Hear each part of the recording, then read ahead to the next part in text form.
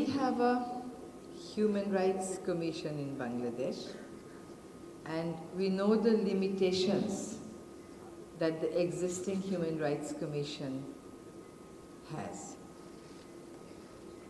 This is an opportunity for us to step up, set up a commission that will be truly committed to the cause of human rights, and that will have all the tools in its hand to apply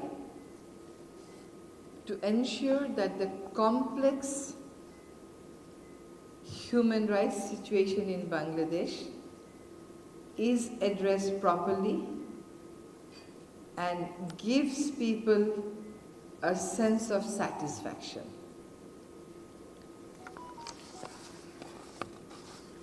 The fact that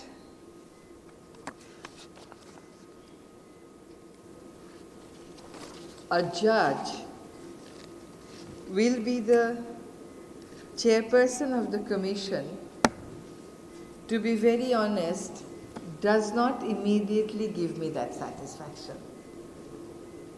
If judges were always very judicious, then the trend of extrajudicial killing that we have seen over the years would not have been a reality. Of course, the judiciary came forward and gave direction against mass arrest, but we find a degree of helplessness in the judiciary also in getting its directives and decisions implemented. I think the piece of law that we now have in hand is a good one.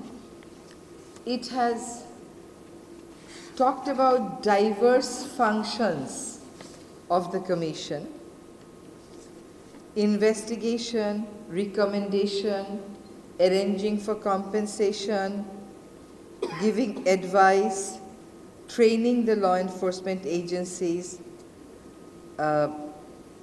facilitating arbitration and mediation.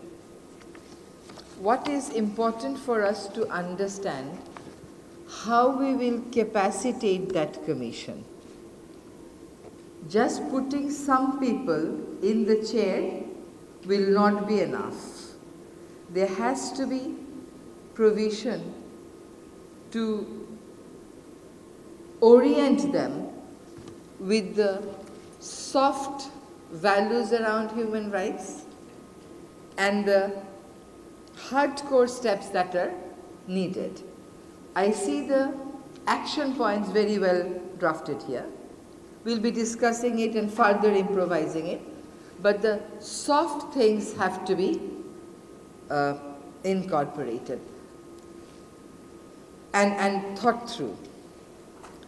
The consequence of the recommendations of the Commission, will it only be creating moral force?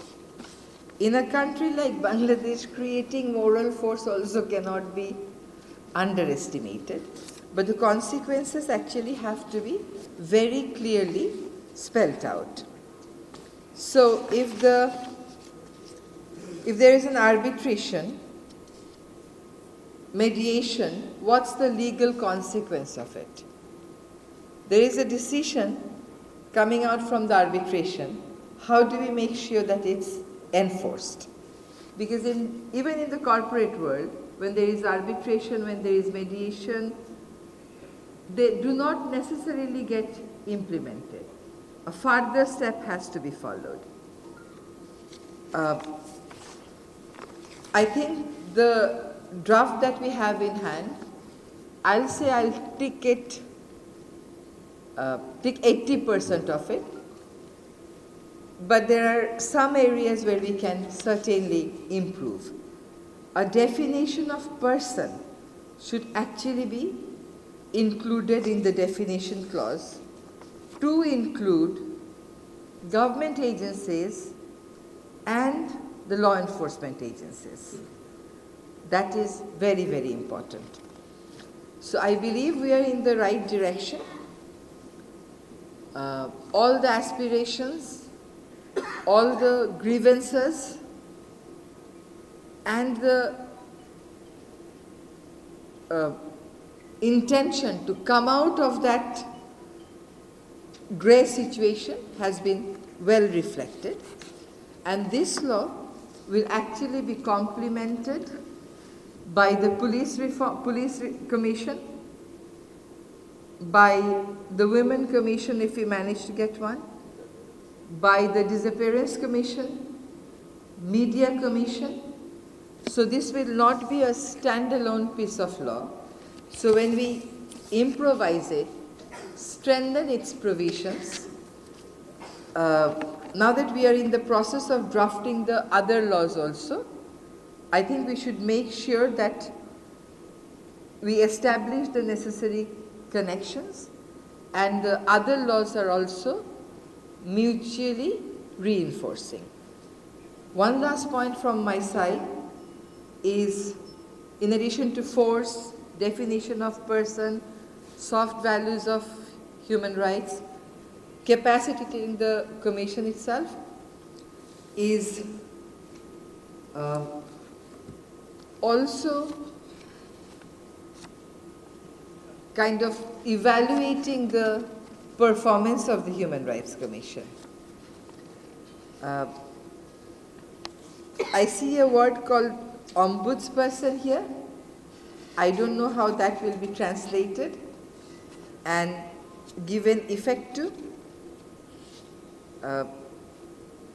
I see they have set an age limit of 35 for the members.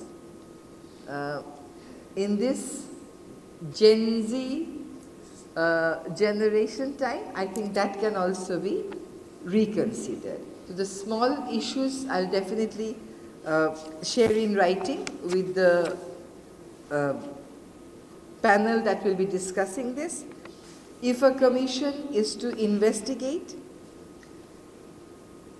and if a commission has to assist in criminal proceedings, I think commission needs to have its own panel of lawyers, and the commission has to be working very closely with the police force.